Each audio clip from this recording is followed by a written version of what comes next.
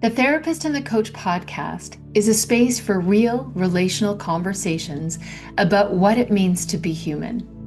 In a world obsessed with fixing, achieving, and self help, we invite you to pause, lean in, and discover the wisdom already inside. Together, we explore how healing, growth, and transformation can happen not in isolation, but in connection. Through open hearted dialogue, we challenge the myth of self regulation and self improvement, offering instead co regulation, psychological safety, and the power of being seen.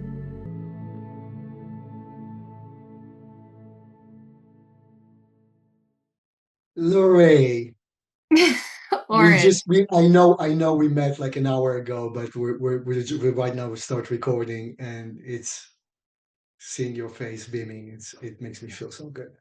And yours. Oh my goodness. I've been very excited. Thursdays, that's our podcast day there. Yeah, Thursday it mornings is are something I look forward to every week now. So thank you for that. the same here.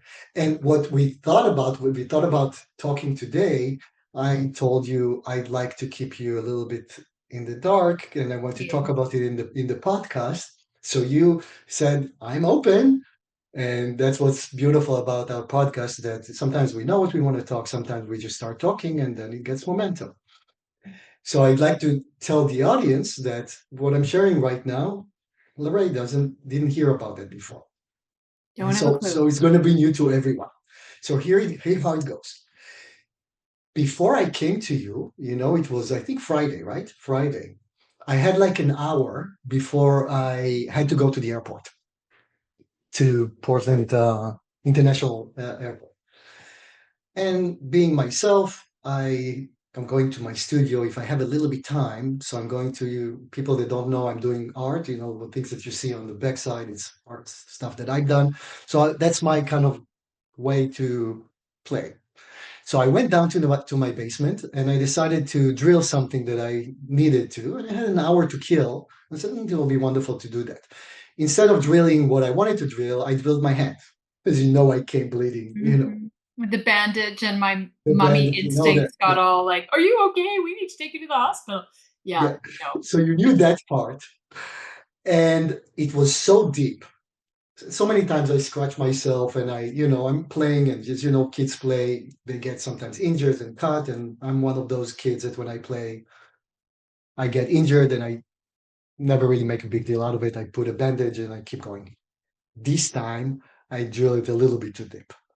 So I said, okay, I'm going to put a band-aid and I'm going to head to the airport, just like I do usual, not heading to the airport, but just putting a band-aid and keep moving. I put a bandage. It started bleeding like crazy. I could not control it. I have at that point half an hour before I needed to really actually go to the airport because I start crunching time.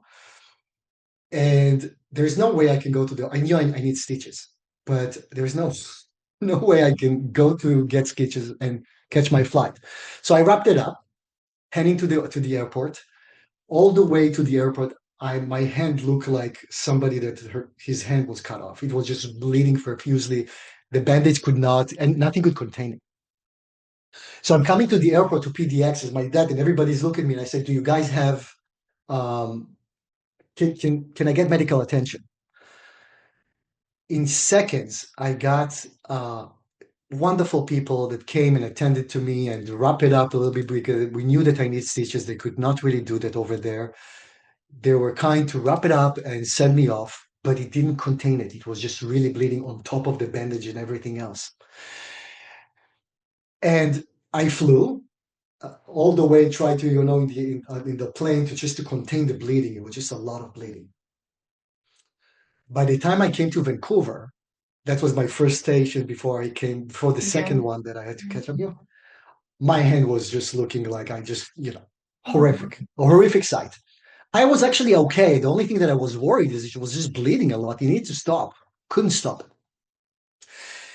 So I'm landing and I'm asking somebody from, I don't remember, I think Air Canada can I get something? They saw it and I said, wait here. We're going to get you something. And they said, you know what? go through the immigration first. Somebody would wait for you there. So I'm going through the immigration, and in immigration, people are usually firm and all that. Mhm. But they already heard on the radio that somebody is coming to them. And from being very doing their duty, they became all of a sudden human. Like, not that somebody your duty is not human, but so many times they have a tough facade that they just need to see documents. They don't want to see any human. Understandably, from security and all that. Not that somebody from security cannot be kind, but that's Mhm. so many times what we see. So I'm sitting there in the immigration. The staff was so amazing, amazing. Like one after the other, they put me in somewhere. We were waiting for the ambulance to come. This ambulance turned out to be like doctors on bicycles coming to attend to that. And in the meantime, uh, two of the women there that were working, that I first of all saw very stern and like like those, started having conversation with me, and I'm still trying to, I'm okay. I'm just bleeding, but I'm really okay. Yeah. And they started opening up their what's happening here. And I was kind of very curious because it's kind of an opportunity for me to know a little bit about what you guys do. And I say, it's very interesting that you are, if you come to immigration, you people are usually scared because it's like, it's another hurdle to go through that. And usually you look like that. And but here, when I talk to you guys, you're so friendly and you're so sweet and you're so kind and you need water. They were really like, I couldn't tell you how kind they were to Mm. me. And what I observed as I'm going, I'm observing the relationship between them. And we laughed. She called me like that. She called me, well, my boss right now is coming. And she came and she reminded me Amy Schumer. Do you know Amy Schumer, the comedian? Yes. She was Amy Schumer. She was hilarious. She was sharp, quirky, but very kind and funny. But you could see how in her outer world she is managing. She's doing her job. Mm. So I will start talking, and in the beginning I thought, oh my God, that boss is coming and she's going to talk to the one that was with me, who were definitely her employee. And I thought there would be tension between them. And I just kind of like observing, and I said like, but you guys seem like and they were so kind to each other, so Oh, nice. so kind to each other. And I talked to them about it, and I said, it seems like that you guys really have worked out an incredible working relationship. And they said, everything is about our relationship. That's the way, because we are dealing with so much stress from the outside that Mm. we had to found an incredible relationship between us. We cannot wait to come to work. Because I told them, wow, it looks really stressful. He said, yes, we're coming to war every day. The war is not inside us, though. The war is outside us, because we have to deal with so much stuff that is happening, objective situations. But we found we are a family. We cover for each other. We're listening to each other. There's no hierarchy, even if there is hierarchy. And I was so impressed by that. They took me anyway from beginning all the way to out Mm. with so much kindness. So I was so impressed with that. And I wanted to tell you that when I met with you, and Mm. I did, because I didn't, that I kept it in mind. We had so much to talk about, and I was so concerned. I was focused on the injury, not the I know. experience of the injury. Yes, yes, of course, because it looked bad. Then, Lerae, what happened later? I want to jump to the other end Oh, of it. No, there's no, it's more. not the end of the story. Yeah, and then Okay. and then I would want you to reflect on that. But I would ask you. I'm Okay, I'm curious loving about it. what you. Then I'm leaving. I'm coming from us, taking the flights to Vancouver and Vancouver home. In Vancouver, then I need to go through the immigration back to the US. There was a delay. So I was running, and that opened up the wound again. So I'm start bleeding again. I'm getting to the immigration, and this time it's a US immigration officer. I'm running because I knew I had to catch up my flight. If I'm not running, I'm not going to make it. So I'm running, and then just exercise, the blood pressure goes higher. Before I know, my hand is that. So by the time I got to the end, I literally had few minutes before the gates are closing. The officer was sitting there, like tough guy, and I'm waiting, and I can see him, and he sees me, and I'm waiting. I'm in line. I'm first in line. He doesn't do anything. He sees me. My hand is dripping. I am out of breath, and I can see that he's kind of looking at me with suspicion. It doesn't even call me yet to come forward. And I can see he's not doing anything. He's just kind of like playing kind of in me. Mm-hmm. And I saw that he's looking at me in a suspicious way. And I'm coming to the booth, and I ask him, so where did you go? And I told him where I went. What did you do there? Like in a very unkind way. Let's put it this way. And I told him where I went, and I said I went to meet a friend, and it was our business. What did you guys do? Like start questioning really deep, like personal questions that they are allowed to, but I felt myself really my system start getting like I'm getting angry, like I'm start getting enraged because I felt disrespected. I felt really disrespected, and I can see he's looking at my vulnerability as a red sign. With out of breath, he saw things that he interpreted as suspicious. And I said, officer, and he takes his time, and you can see he start drilling me for no purpose. Yeah. And I'm asking, officer, I have a flight. I injured my hand before that. Because I was running, I started bleeding. I need to catch up. I need to get to the flight as soon as possible, because otherwise also my wound will open up more and I won't be able to fly. And I have a couple of minutes. Can you please help me with that? He got even more suspicious, and he started really completely ignore me, completely ignore how I am, and interpreted my vulnerability as a red flag for him. Interesting. With nothing actually to really have any reason to. And you can see that he completely ignores me, and he takes his time on purpose to ask way more questions. And I am honestly boiling inside at this point. But there's not much I can do other than there's not much I can do. I mean, I'm either going to continue with that and miss up the flight and just, being in the hands of the lion, so to speak. Which part of me, by the way, part of me inside as Oren, I'm also a warrior. So if there's injustice like that, I can easily You rise. get in. Even calculated, not any impulsively, calculated, or it's also me, part of me kind of wants to not succumb to that. Yeah. But at the same time, I knew my situation. I knew I wanted to catch a flight. I was bleeding again. So I said like that. So at the end of it, he took a couple of more minutes, like really torturing me, knowing that I probably going to miss my flight.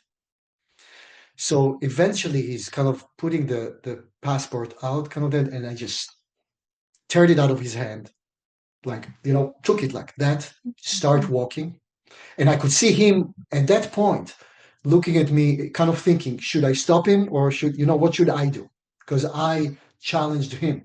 Mm-hmm. I'm stopping now. I start moving fast towards the gate, not even looking, just took it and go out. Before I went to that, and I knew that he's not done with me. Mm-hmm. Near the gate, I'm looking back at him with a look of, now what like I was not really kind of that. I think because I knew that in his mind, he's kind of like, should I stop it? Should I, should I overpower? Should I use my power or let go? He didn't do anything because he was back, there was other people coming, but he was very close, and I was ready for that.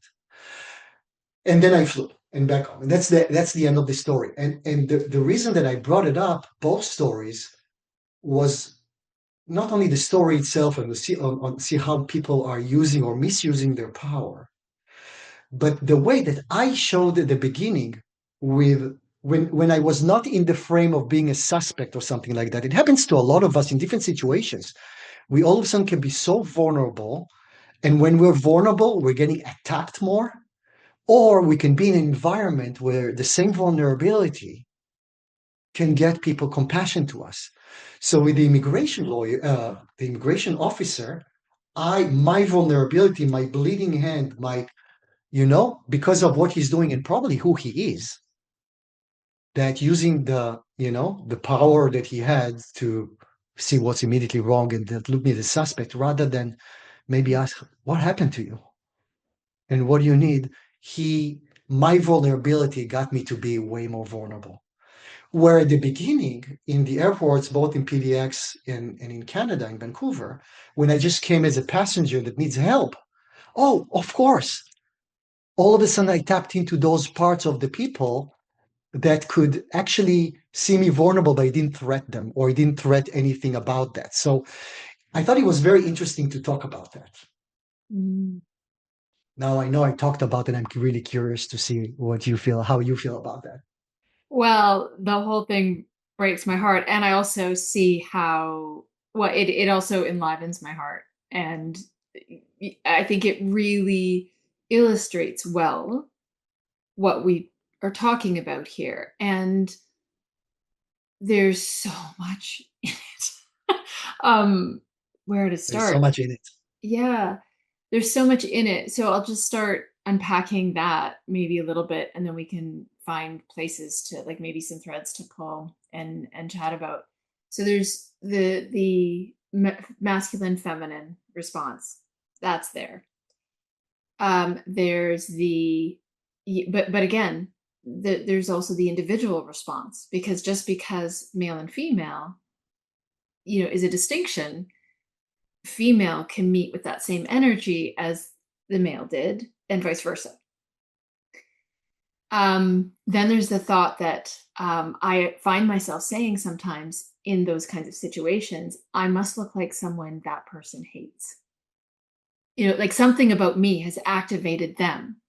100%. And I will say, and then I move to well, I'm just going to kill them with kindness. Like, even that language is really out of character for me, and yet I find myself saying those things. So there's that. Then there's the environment, the impact of the environment. Like, I actually was having a visceral somatic response when you're telling me about stepping up to the gate with that and entering into that energy. So it's already intimidating. It's already, there's an air of suspicion that is conditioned in me.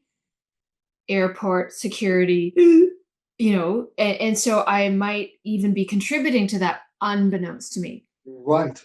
Then there's this real, the thing that was consistent was you.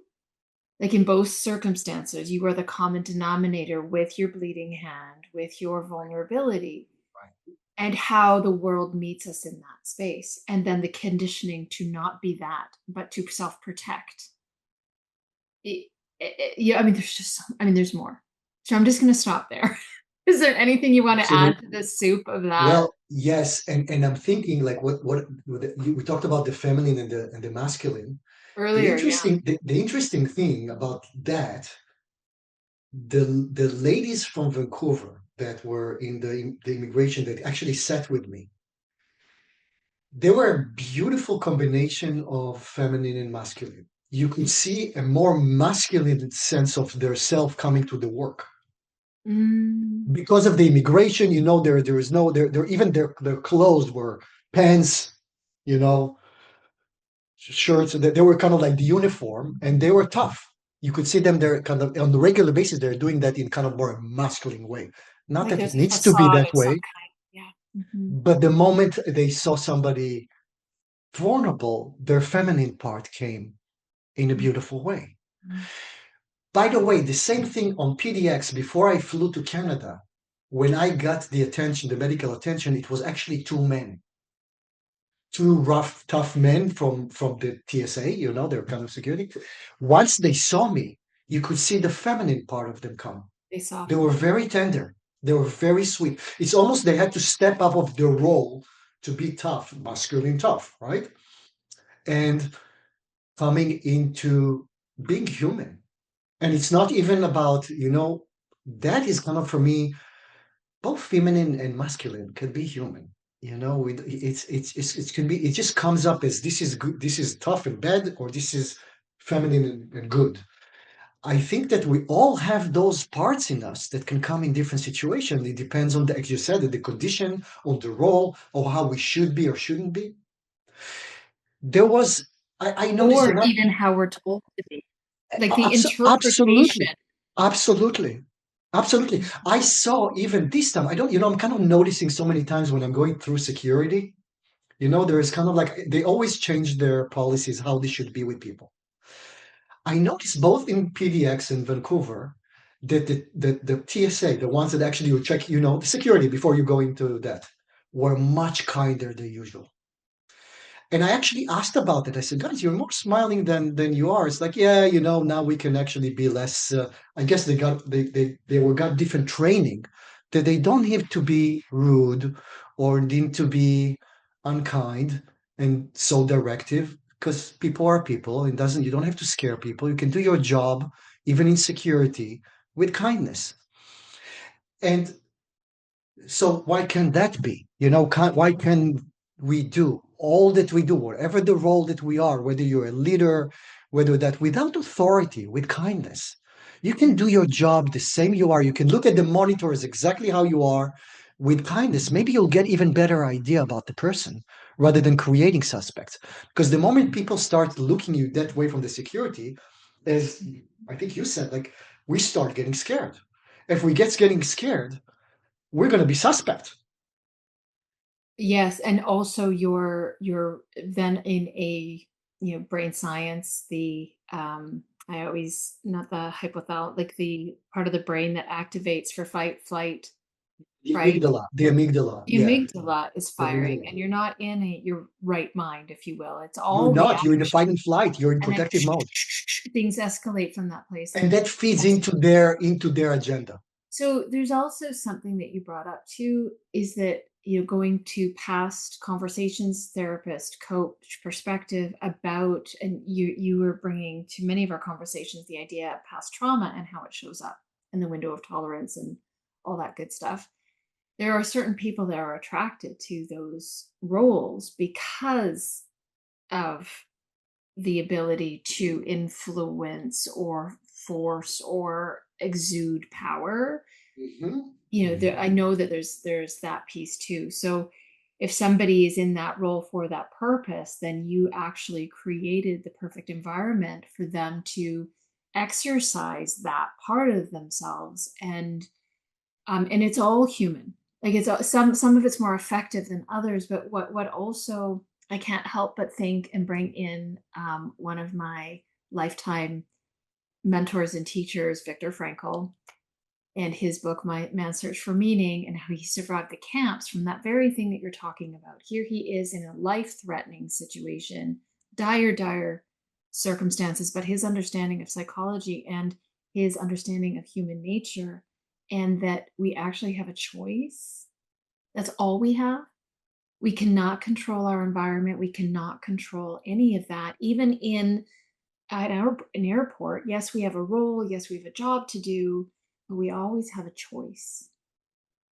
And I think that and there is a choice that will influence a different kind of there's a choice that benefits the higher good, and there's a choice that benefits the self.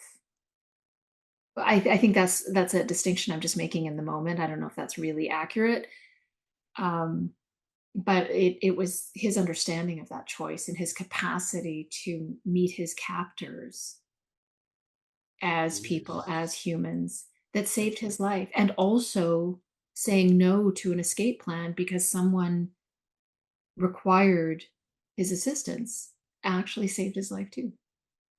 So there's that's a really profound book. It's coming up for me in this, and I actually don't know all of the connections or why that his name and book came up, but that's really just on the top of It's my Viktor Frankl, and that's something that I'd like to thank you for your thoughts, and they're beautiful.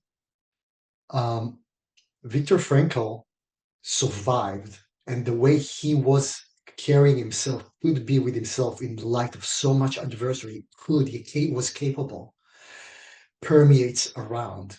So many times the way we are is affecting obviously those bully, or Well, how people do brought him food. The yeah, guards brought him food because yeah, they had empathy, because he evoked that in them, because of yes, how he chose to be yes. in relationship with his conditions, with himself, with everything. Want to take my part, if possible, for what you're relating, because it's just the last part of the last leg of my trip with that immigration officer, and take it maybe as a case example for what we were just talking about.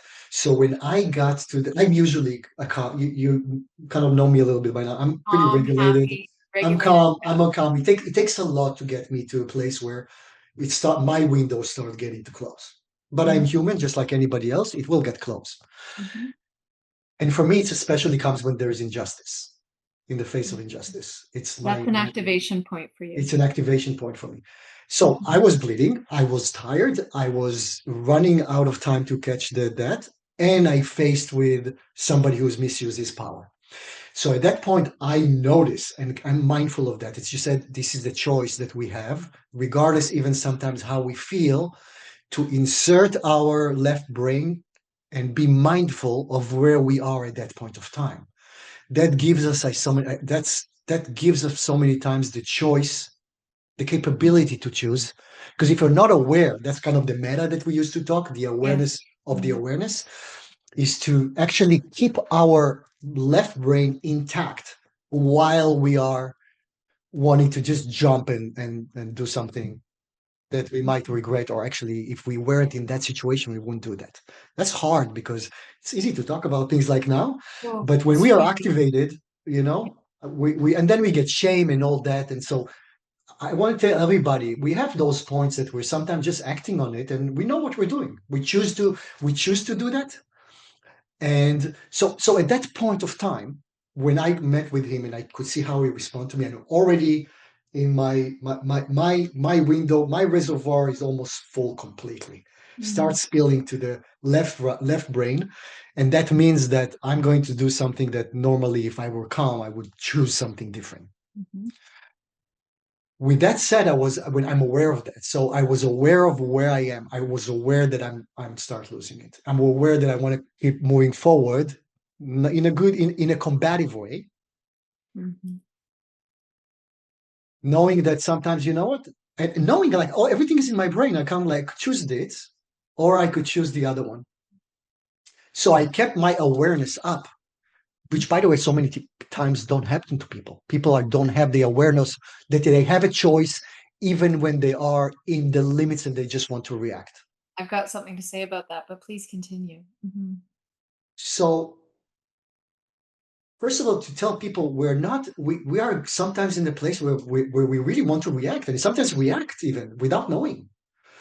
And keeping the awareness of where you are right now is so helpful, because that I'm talking about the choices that because we still have a choice. I used to do domestic violence classes for people that used to batter their wives, and I also always told them, just before you want to go in and hit or do something that, see see a stop sign in front of you, run away. When you see the stop sign, turn to the other side, run to the other side. You have a choice to do that. You can do it. I know you really want to do, you really like every bit. And that's what's kept many people just like, the moment they saw that, they would just start running to the other side. That was a choice that, regardless how they were inside, that they really normally would react, they had the capability to because we trained them. I trained them in my methods, but to just like see immediately the moment you that, your brain will first of all pop it up. Then you can choose. Then you're holding yourself accountable, and then the choice that you do, you will be you're responsible anyway, but you have no excuses in a way. So when I was in this situation, I saw that in front of me. I saw that I don't need to see a stop sign. I was aware of that. I am right now in a void that I want to go in, And as we know, that doesn't really resolve so much, when you go that. Sometimes sometimes being combative, is not necessarily bad. You need to protest, not necessarily in a violent way. And Well, it's a choice. yes, it's a choice. And I agree that it's important to stand and have a voice and speak up. What I do want to bring into our conversation is that, as far as I know, maybe there's more ways to do one thing, but I believe any behavior can be done in one of two ways. It can be done in a resistant energy. So I think the energy or my way of being has more impact actually than my behavior or what I do or say. It's the energy I bring. Percent, If I'm 100%. coming at, like, I might be saying the right things to that officer, but if my energy is combative and disrespectful, that's just going to activate him more on an unconscious level. Absolutely. And so what I wanted to say back before, and I was still listening to you, like I crossed my fingers. Please. I remember there's something I want, but I can be present. From a coaching perspective, again, here we're talking about this choice that people have, and we're meeting as therapist and coach, talking about the human experience, and from that place, it's like, oh yeah, same. It's another similarity. You have the understanding and the brain science behind it. From a coaching perspective, I've come to name that choice or the zone of choice. I created distinction, number one, and then created some language to help people understand that there is a zone, like the choice they have. So Yes. the distinction is between reacting and responding. Yes. So for the abusive partner, I also want to say that a lot of men get abused and not seen or recognized. 100%. So I do have to say and 100%. Speak to them that anyone who's in that abusive scenario, and I just absolutely I just feel for them, because there's not a lot of voice for them. Anyone who's getting abused, regardless their gender or whatever. Stop, right? That's a red flag. So the stop sign from my practice or my perspective is the distinction between react, respond. When you feel like when you're reacting, when you're overriding common sense, when you're like, what are the red flags, the elevated heartbeat, like just invite that awareness. Because you're saying without awareness, I actually don't have a choice. Even though I do, I can't see the choice. So the distinction is react, respond. When I'm in reacting, I know I need to first pause. And that's Viktor Frankl's stimulus response theory. And what I have come to call the space, that pause, is the relationship zone. Yes. Between reaction and response. If I just expand that with a few breaths, with a moment, with some meta awareness, with understanding myself a bit, maybe a break. I don't respond to an email. I take the weekend, let all the feels pass through me, come back with a response as opposed to react. Or just shift my energy. Just, I might say the same things as I did on Friday, on Monday, as I did on what might have on Friday, but my energy, even in an email, will be different. So there's a lot of complexity there. Amen. First of all, amen. You said it so beautiful. Well, as did you, and I think that we both have. What I want to highlight here is that there's truth in what we're talking about, and your story illustrates the choice we have. Because I don't know about you, when I get up in the morning, my choice starts as soon as my eyes open. I can choose to create a great day, or, oh my God, I didn't sleep well, I'm going to have a really bad day. There's so much power. Like, it starts even like the relationship. Actually, quantum physics wise, manifesting energy, manifesting the energy that you are tuning yourself into. Mm-hmm. Not only saying this, the thoughts are their energy too. Thoughts are energy. But besides the thought, it just really tuned your psychic, your whole being into a frequency that even if you don't feel that at that point of time, you are actually on your way to attune yourself to a different day. And still things cannot happen, might be hard, but you're going to be tuned to a different and start tuning into yourself in a different energy. I'm sorry I interrupted you, but I just wanted to say that. Yeah, it's so true. It is true. Mhm. I wanted to say one thing about, if I may, you beautifully said all of that. I just want, in terms of a little bit brain science and Yeah, how it is please. so anchored in energy and everything. So what you basically said is, like, even if the window is smaller at that point of time, let's say, because when the window is big, then it's easy to make the right choices Yeah. to The respond rather than. most helpful choice. Stay out But of we right all, wrong, because that's right, activating too. right. Mm. When our system is going like this, the window is smaller, then that's the challenges. That's where the challenge is, because I knew about everything that I did in the airport. I knew that I'm right now in the death squeeze. Nice to talk about right now. I talk about it all the time. But when I was in that situation, I'm human. I got activated. I knew exactly what would happen to me. But it also, at that point of time, narrows my capability to respond the way I know I want to.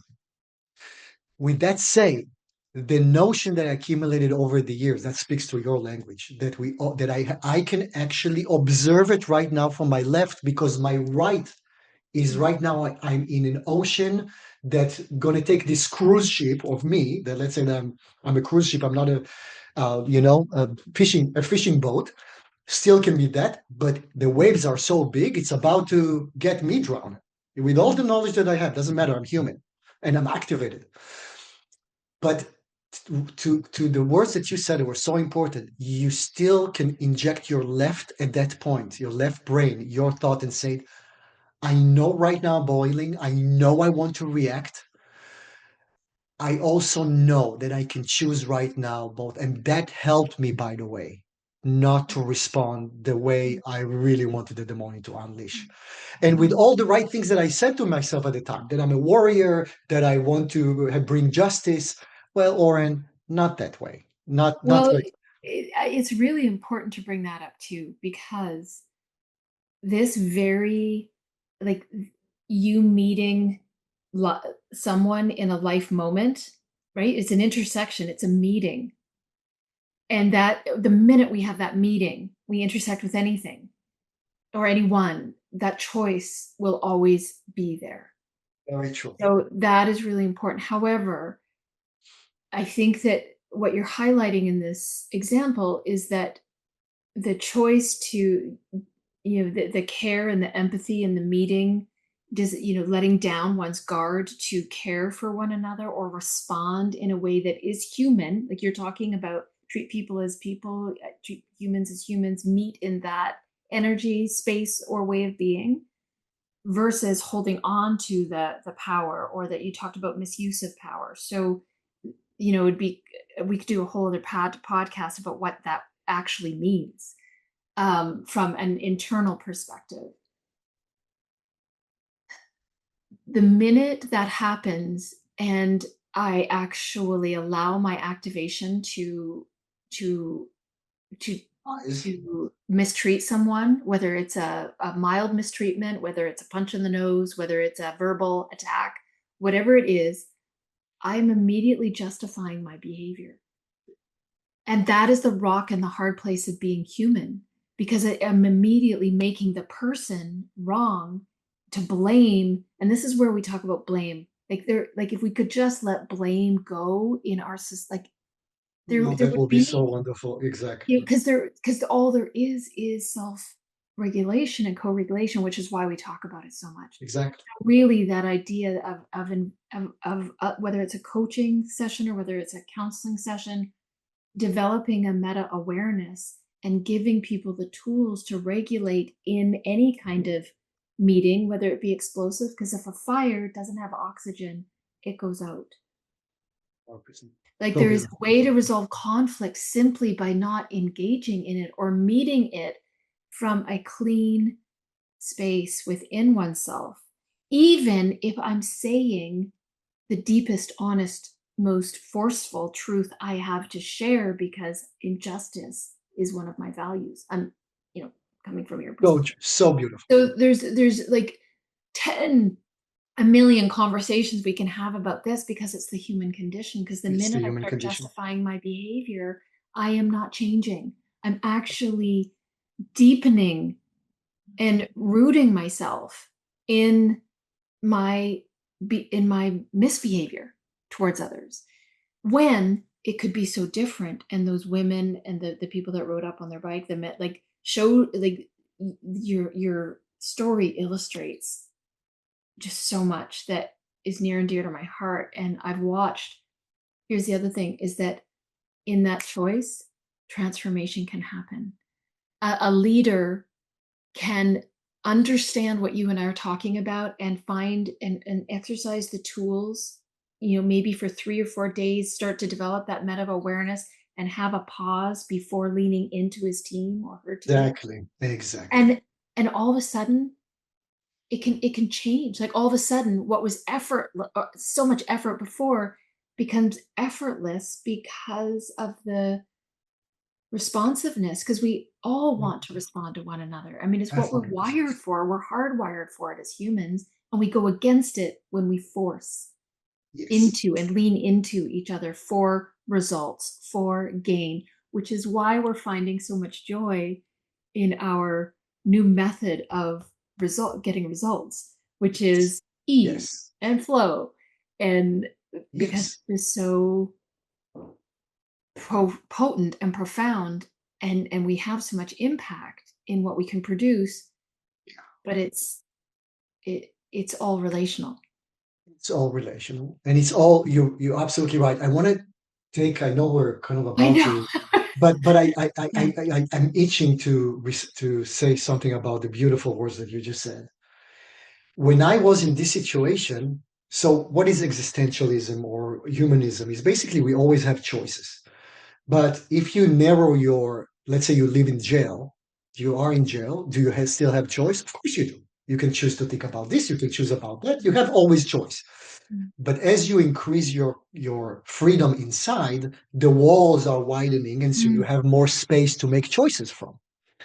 I was at this point, if I'm right now talking about that, I have empathy to this officer.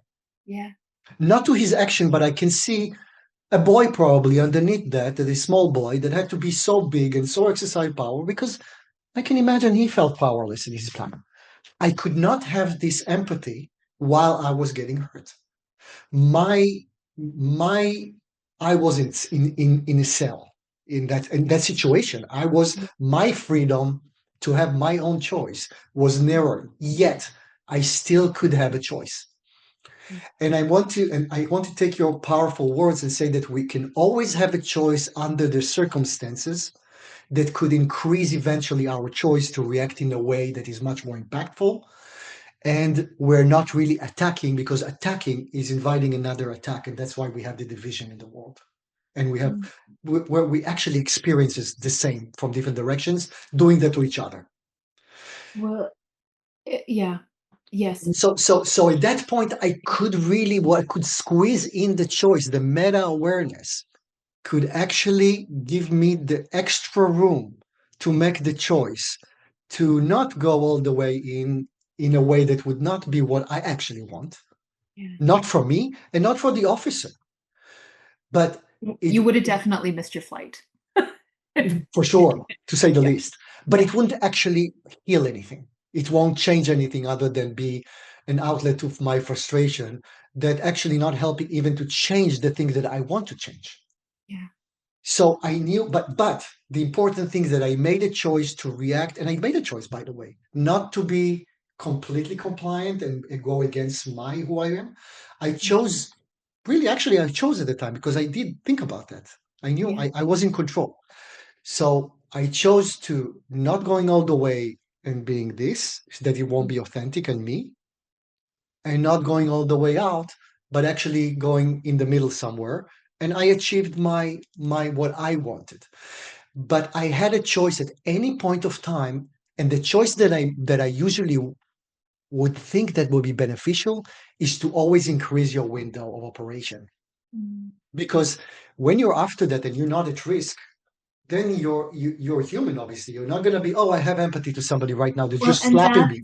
that's the relationship zone, because and then you can think about the relationship, you can connect on a more human, Oh, of empathetic, course. relational level, because the system is calmed down and that the threat isn't present and there's nothing to fight against.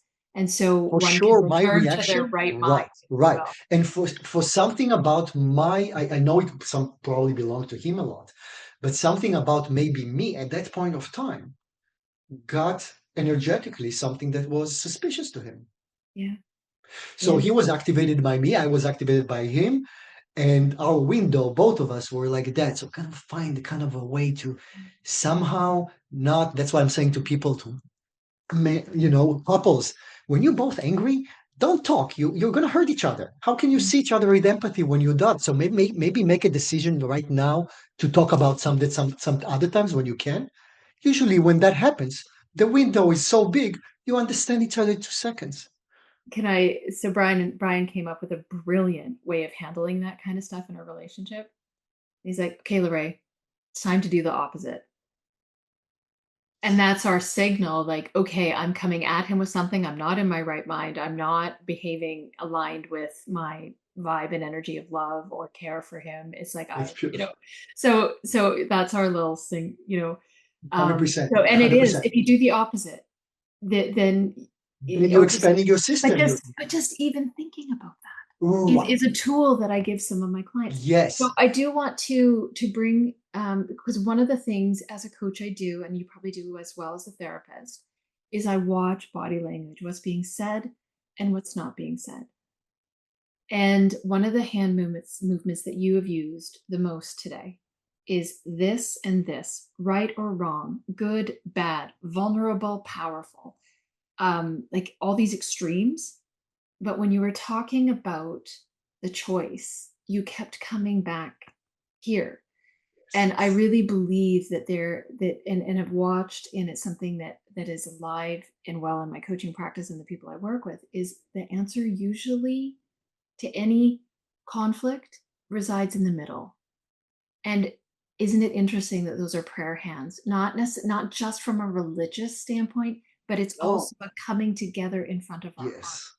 So Yes. from, as long as human beings have been in existence, prayer or this has been a symbol of connection with a higher source, a higher power, our higher selves, whatever you want to call it. But it's a meeting It is. over the heart. It And so is. I do want to bring that into what we're talking about, because even that thought that if I'm in an extreme position, if I'm needing to be right, then I have to have somebody be wrong. I have to look like I'm like a missile seeking a target. Like I have to find Right. somebody who's wrong so I can be right. Or if they're not wrong, I have to make them wrong. And that takes a 100%. lot of energy. If I just take some time to reflect, and that's what a lot of clients do, they just have the space in their coaching session. It is the relationship zone. It's the safe place they can come and bring conflict and unpack it in a safe way that helps them regulate and come to, like, it's amazing how many possibilities that they don't have access to solve a problem or a challenge. They don't have access to information because of the brain science and all the stuff that you share. They can't even access their prefrontal cortex, so they can't be constructive. So it's so fascinating how. Oh, thank you for bringing this and Thank you sharing for. I'm this just listening to you right example. now. I'm. It's just so resonating. It is so true. Actually, it is just right here, right now, in this expanding space that we are able to kind of expand it as we go. As you said right now, it opened up all possibilities. And that's actually the physics of things. When we're talking about waves, when we can send a vista, there is infinite ways that we can create reality. If we're capable to tap into that expanded zone, to constantly expand the zone. And we're capable. We're capable. We are, and children are capable. You All just children are reminded born me. with that, actually, Yeah, if we just listen to them. Brian did something with our children that I used to be in awe of. He would, when I have that toy, I want that toy, I want that thing, and then that I would just like, I'm out. That's how I dealt with it. I'm like, deal. And he would sit with them and say, you want it? You want it. There's one. How are you going to solve this problem?